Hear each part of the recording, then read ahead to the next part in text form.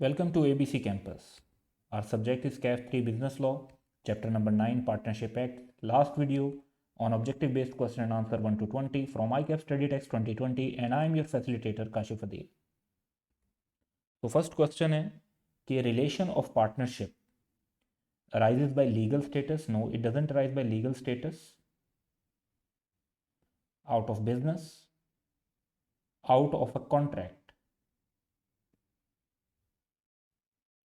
Legal implication out of contract जो एक one of the essential है पार्टनरशिप का वो ये है कि एग्रीमेंट होता है बिटवीन टू और मोर पर्सन, तो ये arises out of contract. Appropriate answer. Partner is only an agent of the firm. ये एजेंट तो है लेकिन ओनली वाली बात गलत है. Only principal to other partners. No, he is also agent. An agent as well as principal. So it would be correct.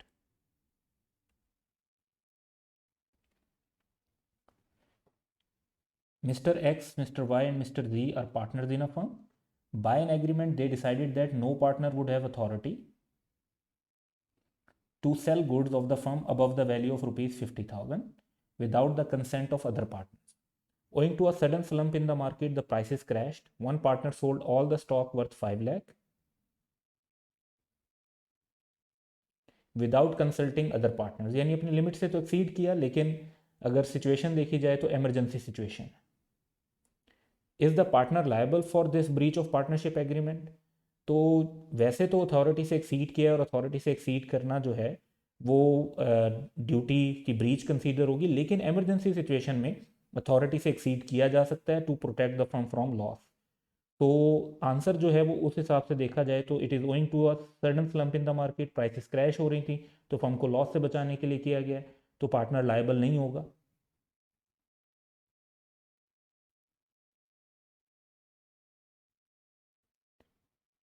नहीं, express authority तो नहीं थी. As he is acting in order to save the firm from loss.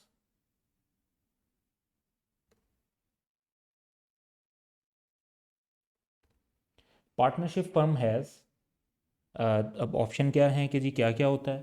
Separate legal entity नहीं, company की तरह इसकी separate legal entity नहीं होती. No separate legal entity. अच्छा, फर्म रजिस्टर्ड हो या ना हो, सेपरेट लीगल एंटिटी नहीं होगी. So no separate legal entity would be correct answer, क्योंकि पार्टनरशिप लॉ की नज़र में एक आर्टिफिशियल लीगल पर्सन नहीं है separate from its partner. Mister A, a partner in the firm, buys share of a company in his own name without the authority of the other partners but with the money and on account of the firm.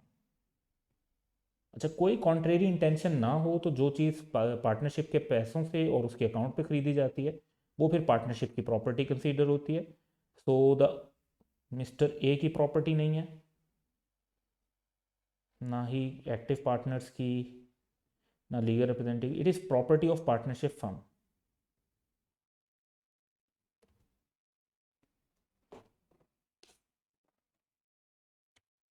For the debts of the firm partners are liable jointly, jointly and severally, severally and individually. अच्छा, इसमें जो word severally है इसका मतलब ही ये होता है कि अलग अलग उन पर केस किया जा सकता है. तो जो लाइबिलिटी होती है पार्टनर्स की वो जॉइंटली एंड सेवरली होती है, यानी उन पे इकट्ठे भी थर्ड पार्टी केस कर सकती है और किसी एक पर भी केस करके पैसे रिकवर कर सकती है, और अनलिमिटेड भी है. A minor can be a partner in the firm. No, minor can not be a partner in the firm. Minor can be held personally liable when he is admitted in the partnership. No, personally liable नहीं है. Can not be admitted to the benefits of the firm. He can be admitted to the benefits of the firm with the consent of all the. So D option would be correct. तो partner नहीं बन सकता क्योंकि minor तो agreement ही नहीं कर सकता, और पार्टनरशिप विद एग्रीमेंट होती है. He can be admitted to the benefits of partnership with the consent of all the partners. तो उसका स्टेटस पार्टनर का नहीं होता, वो सिर्फ बेनिफिट्स में हिस्सा ले रहा होता है.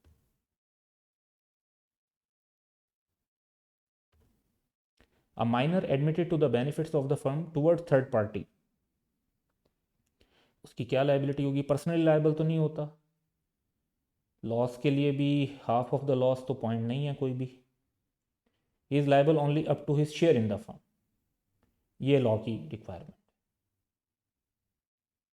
नो लाइबिलिटी एट ऑल भी गलत होगा, क्योंकि वो बेनिफिट्स में है बेशक, लेकिन थर्ड पार्टीज की तरफ उसकी लाइबिलिटी है for the acts of firm.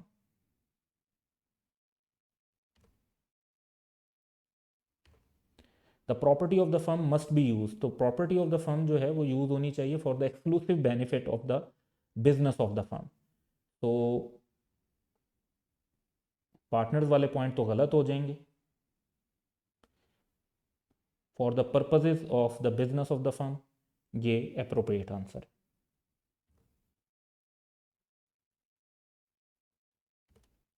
Mr. A, B, and C are partners in an installment sales business. Mr. A asked one of the customer to deposit a security worth 1 lakh in order to purchase goods on installment.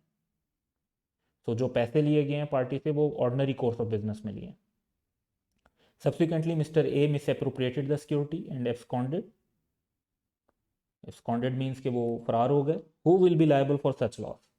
तो बात यह है कि जो पैसे लिए गए हैं वो पार्टनर ने लिए हैं और अंडर इज पेरेंट अथॉरिटी लिए हैं, in the ordinary course of business लिए हैं, तो फर्म वुड बी लायबल. तो ए, बी और सी जो हैं वो तीनों लायबल हैं. अब मिस्टर ए तो गायब हो चुके हैं, तो मिस्टर बी और सी जो हैं वो इसके लिए लायबल होंगे. तो all the partners are liable to compensate this loss, A, B and C.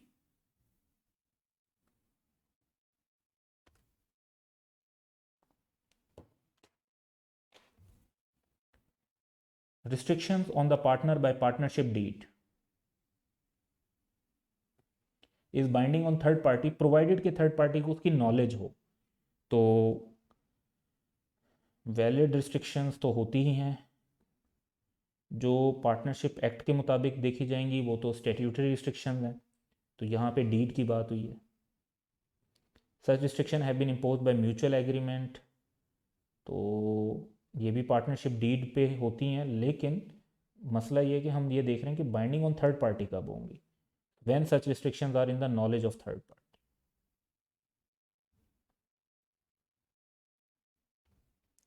Mister A tells mister B, एक सप्लायर को यानी third party, within the hearing of mister C, mister C भी सुन रहे थे, that mister A is a partner in the partnership firm of mister C.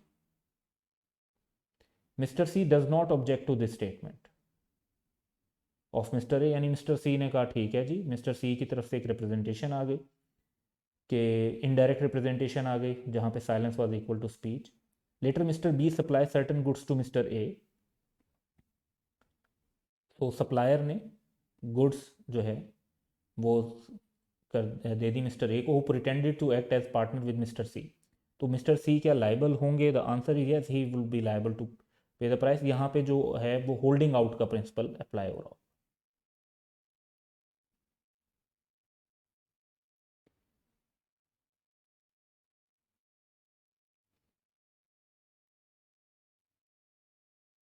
Liability mister A की भी होगी और सी की भी होगी.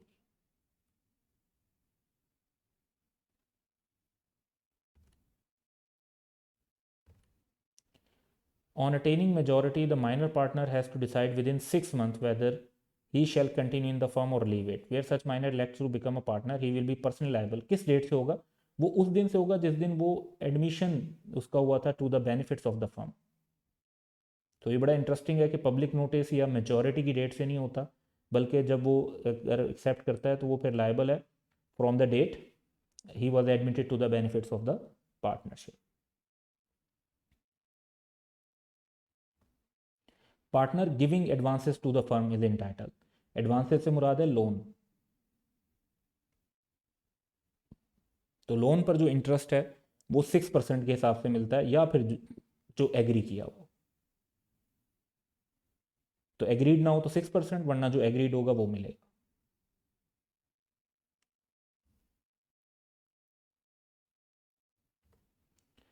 Under the implied authority the partner may not. क्या काम इम्प्लाइड अथॉरिटी में कवर नहीं होता?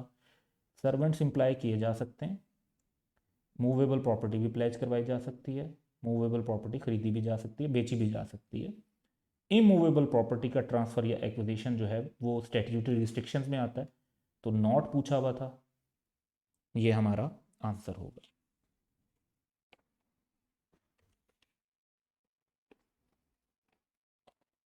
A blank is not required to give public notice of his retirement and he is not liable for any act done by the firm after his retirement. वैसे तो हर जो partner retire हो रहा होता है उसको पब्लिक नोटिस देना होता है रिटायरमेंट का, अदरवाइज वो फिर होल्डिंग आउट के स्कोप में आ जाता है। ये सिर्फ स्लीपिंग पार्टनर पर अप्लाई नहीं होता, और स्लीपिंग पार्टनर पर इसलिए अप्लाई नहीं होता क्योंकि स्लीपिंग पार्टनर की एग्जिस्टेंस की नॉलेज थर्ड पार्टीज को होती ही नहीं है।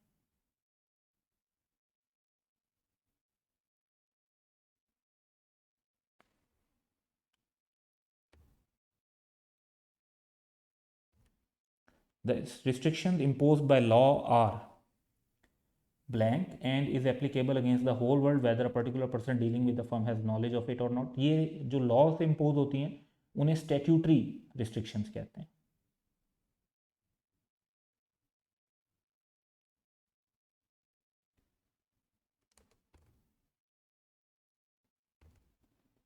Whereby the wrongful act or omission of a partner acting in the ordinary course of the business of a firm, loss or injury is caused to any third party or any penalty is incurred। अच्छा, ordinary course of business में है तो partner भी liable होगा और firm भी होगी। The blank is liable to the same extent as the partner, the firm is liable to the same extent as the partner।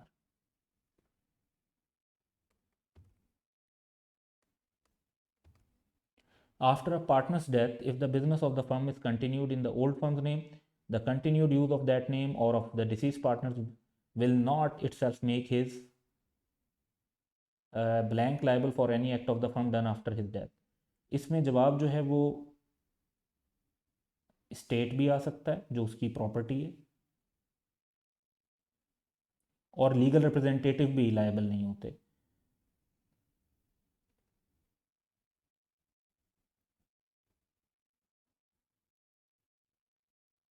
तो सबसे अप्रोप्रिएट आंसर तो होगा कि आप लिखें state and legal representative.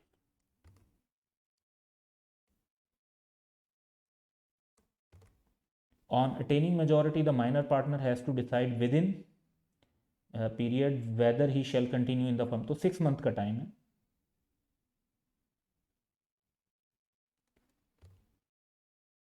So that's all for today. Have a good day.